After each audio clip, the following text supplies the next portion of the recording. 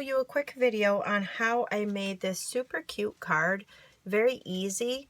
I just love the coloring technique on there. The coloring has always been kind of nerve-wracking to me. I always see these beautiful images stamped and the coloring is always so pretty and shaded, and I just felt I never could accomplish that look. But let me tell you, I've recently purchased the watercolor pencils and the Aqua Painters and the blender pens also. And with these tools, I'm able to get the coloring that I thought I never could do. So I'm going to just show you quickly how I went and made this card. You're going to need Aqua Painters, your watercolor pencils, basic black ink pad. I'm also using some Stampin' Up! Emboss powder. This is the copper. And your stamp set, which this is a Celebration stamp set. This is Avant-Garden. And I've used this quite a bit since I've gotten it. It's very great little stamp set. It's got little pieces to the flower. You can really do a lot with this. So we're going to use this. And we're going to go ahead and get started. What you're going to need is a A2 card base, which this is cut out of Whisper White, and A2 is of course 5.5 by 4 1/4. You're also going to need a piece of Affectionately Yours specialty designer paper, and you can see the gold foil in this card. So we're going to use that, and this here was cut at 5 1/4 by 4. And then you're going to use a piece of Whisper White. This is 3 by 3 1/4. And when we stamp the Whisper White, you're going to turn it so that your 3 1/4 is your length. And what I'm going to use is a piece of foam sponge, or not sponge, but a piece of foam here, because I'm using, this is a photopolymer stamp set, so they tend to not stamp out as crisp if you just stamp them without a sponge or a give in the background. So we're just going to use this sponge, and I'm using the larger flower, and you can see my flower is well loved here. What you're going to do is we're going to take the basic black, and I've done a few of these, and I find that you stamp your image, get your image all inked up, and we're going to do our first image in the middle. And don't worry about, you can do the stem on or off the paper, but we're just going to do the first image here right in the middle. Tall straight flower right in the middle. Just give it a little press on it, get that clear image. And then what I found was, I like how it's stamped. You can see the details, the lines in the flower. If I put it back on my black ink pad and stamp it again, the image seems to be darker. So I found that if I clean it off in between the stamp, then I get this nice crisper, clear image each time. So I'm just going to take my Stampin' Scrub, and we're just going to clean it off. These are nice because they have the two sides to them. One is for the wet, one is to dry your stamp. And you just put some Stampin' Mist on here, spray, cleaner I should say, and you just wiggle it around, and all the fibers get inside your stamps and give it a nice clean. So I'm just going to dry that off, and I'm going to make sure my stem is all straight here. And we're just going to ink it up, and then we're going to kind of angle it and do your next image right here. And again, your stem's going to fall off the paper, but that's okay. And then, we're going to go ahead and clean this off again. And then we're just going to ink it up one more time. And we're just going to angle it again. And just press it down and get your image on there.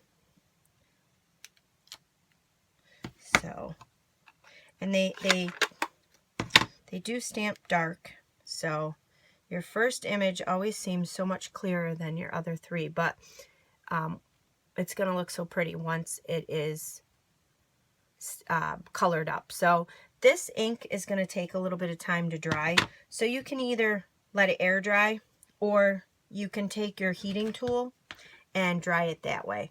So I'm just going to let it air dry, and then we'll move on to our next step. So now that the flowers are all dry, it's up to you what colors you want to use for your flowers. This flower here, I used the rich raspberry color. I think I'm going to do these different color. I'm going to do them the Melon Mambo. That's my favorite color out of all the Stampin' Up! Ink colors, I think. So far, I just love this Melon Mambo. So what I did was I just took my Melon Mambo and just colored the center of the flowers. Just came out a little from the center of the flowers. I left the edges of the flowers all blank. I didn't color them at all. I just went where the black was through the center of the flowers and kind of just pulled the color up towards the petals of the flowers here. So I'll just color a few of them here so that you get the idea of what I did to have them turn out the way that they turned out.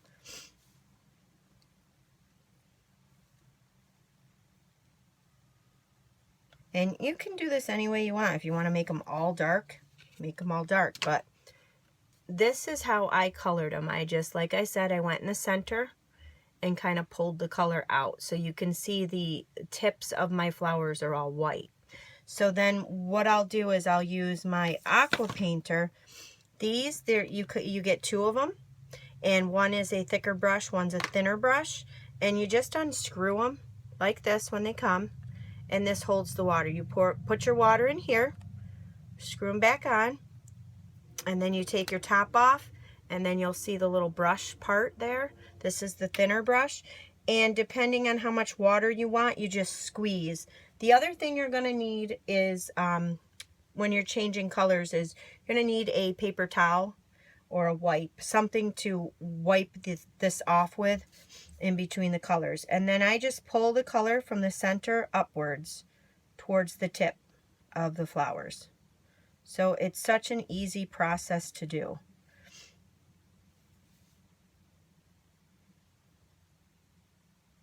I'll just do these few right here on camera so that you can see exactly. And I'm not squeezing this at all. I'm not doing any squeezing. The water's coming out slowly. So, like I said, if you squeeze it, you're going to get a lot of water out there, and it's going to change the look. So you just want to play around with them and get the feel of them. So they're a lot of fun to work with. So that's how they look. And I'm just going to go ahead and color these other flowers up with the Melon Mambo. But I want to show you before we leave. I'm just going to wipe off my pen here, my brush. The leaves I did with the green, the only green. I'm hoping Stampin' Up! Comes out with more watercolor pencils because we need more colors. I'm using Old Olive, and I just take the leaves and kind of did the same thing. I went and I colored where the dark lines of the leaves are. And the leaves don't show up as well as the flowers because they're kind of stamped. So, but I didn't color in all the leaves, like I said. And then I just did the same thing with your water Aqua Painter there. And I went out of the lines a little bit, but that's all right. So that's all you do, and it creates beautiful colors, and it looks like they're, you know, you water painted them on. So I really like using these. So I'm just going to go ahead and color these, and then I'll show you how I did the embossing. So once it's all colored, I've just used my snail adhesive and put it on the back of, or on the front of the Affectionately Yours designer paper.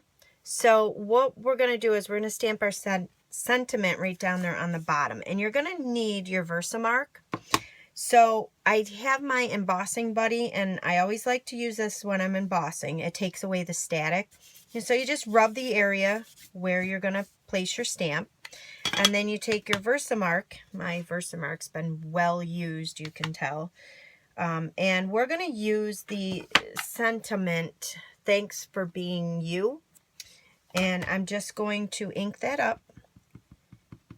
And the reason why we're using the Versamark stamp is because that's an older one. This is the actual one that they sell now through Stampin' Up, just the regular Versamark.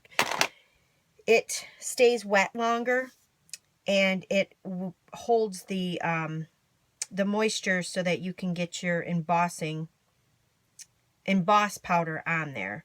So we're just going to stamp this, and you don't always have to emboss with the Versamark. It makes water marks on your background, so you can just leave it like that, and over time it dries, and it as it dries, you can see it better.